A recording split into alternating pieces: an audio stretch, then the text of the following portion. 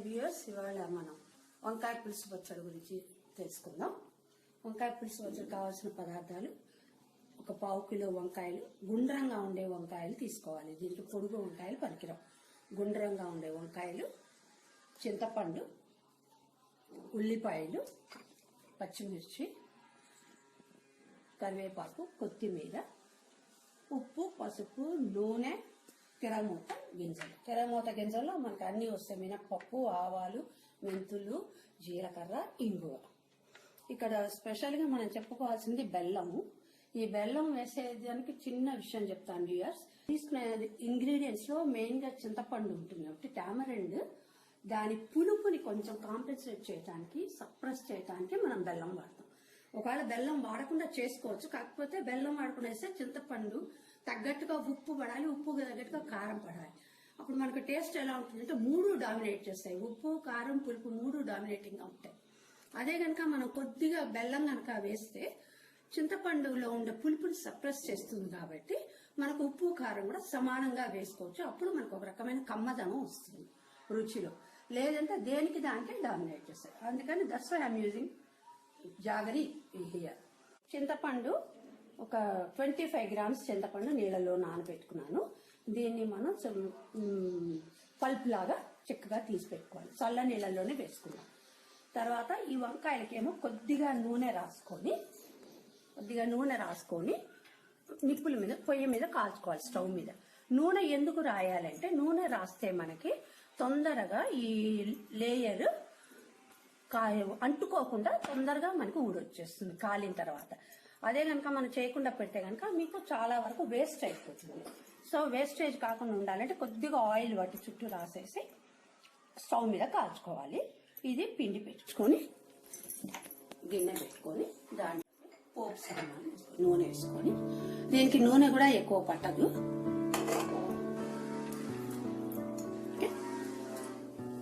పోపు సామాను వేసుకొని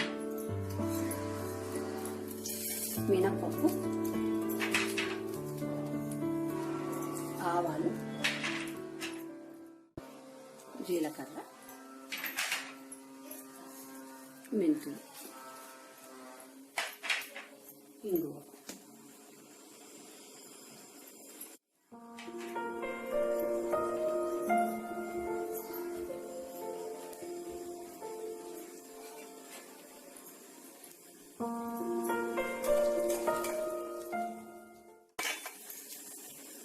ఎండుమిర్చి ఇవన్నీ వేసుకొని వేగిన తర్వాత పచ్చిమిర్చి తగినవి. నేను 3 మిర్చి వేసాను. ఎవరి కారం బట్టి పని వేసుకోండి. ఉల్లిపాయలు 2 చిన్న ఉల్లిపాయలు సన్నగా చాప్ చేసుకొని వేసుకుంటాను. ఇవన్నీ వేగేదాకా కొద్దిగా పసుపు,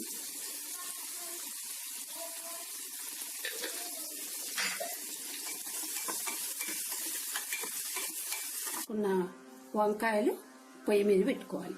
ఇలాంటి జాలి ఉంటే గనక అన్ని ఒకసారి పెట్టుకోవచ్చు, లేదంటే ఒకటొకటి తిప్పుకుంటూ కాల్చుకోవాలి. ఇవన్నీ బాగా కాలిపోతాయి.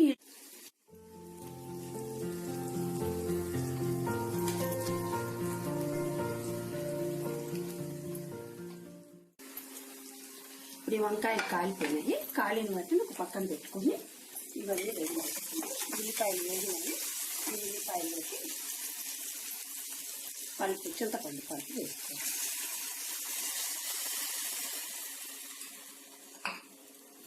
చివరిగా కొద్దిగా బెల్లం ముక్క వేసుకొని ఇవన్నీ ఎక్కువసేపు ఉడకాల్సిన అవసరం లేదు. కొద్దిగా ఉడికితే చింతపండు పచ్చివాసన పోయే వరకు ఉడికితే సరిపోతుంది. తగినంత ఉప్పు,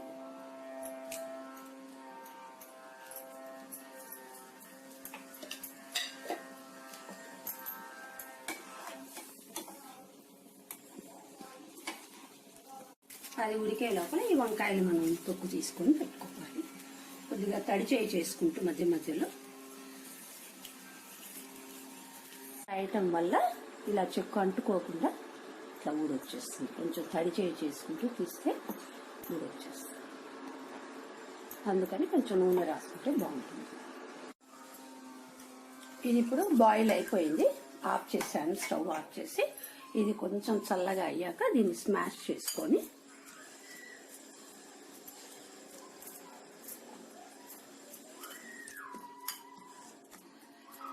స్మాష్ చేసుకున్న దాన్ని ఈ చింతపండు గుజ్జులో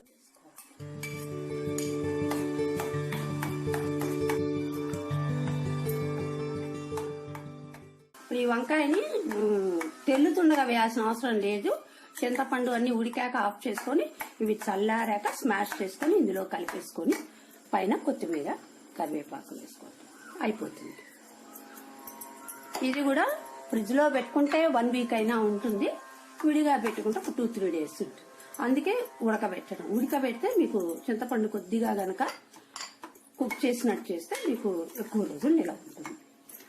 ఇప్పుడు వంకాయ పులుసు పచ్చడి రెడీ. ఇది జనరల్ గా కంది పచ్చడి అని, దాంతో కాంబినేషన్ ఇది ఇంకా సూపర్ గా ఉంటుంది. నెక్స్ట్ వీక్ నేను ఆ కంది పచ్చడి చేసి చూపిస్తాను మీకు. ఇది మీరందరూ కూడా చేసి చూస్తారని అనుకుంటున్నాను.